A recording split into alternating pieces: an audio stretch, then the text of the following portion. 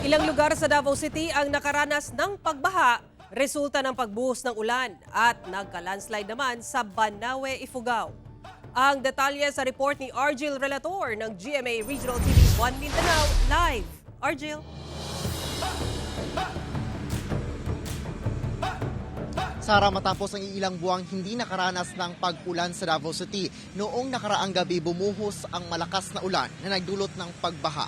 Samantala, nagkaroon naman ng landslide sa Barangay Viewpoint sa Banawe, Ifugao dahil pa rin sa pagbuhos ng ulan. Sa kuha ng monitoring CCTV ng Barangay Disaster Risk Reduction and Management Office sa Matina, Aplaya, Davao City, makikita ang pagbaha sa kalsada alas 10:48 Martes ng gabi nang bumuhos ang ulan. Ayon sa barangay, nagmula ang tubig sa mataas na bahagi ng barangay papunta sa dagat.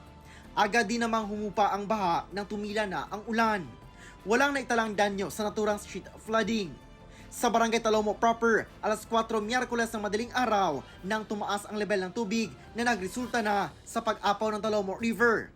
Sa isang subdivision, inabot ng halos tuhod ang level ng tubig baha, lalo na sa mga lugar na malapit sa ilog. Umaga na baha pa ang naturang lugar dahil ilang oras pa bago makababa ang bulto ng tubig baha mula sa bundok. Pag undang sa ulan, baba na po siya dayon. So sa kasugang ulan, ang tubig po daga. Saka po siya. Ang uban sir, sulod yun sa balay. Then ang grabe yun sa mga ato ang mga kalsada is taga-tuod sir. Walang inilikas na residente dahil agad din namang humupa ang baha. Ayon sa Pag-asa, easterlies ang nagpaulan sa lungsod. Pasado alas 8 ng gabi nitong Martes, May 21, nang magkaroon ng landslide sa Barangay Viewpoint, Banawe, Ifugao. Ito'y kasunod ng malakas na buhos ng ulan sa lugar. Walang nasaktan sa pagguho ng lupa. Pero pahirapan ang mga responder kasama ang 2nd Ifugao Provincial Mobile Force Company na tanggalin ang malalaking bato at makapal na putik na humambalang sa daan.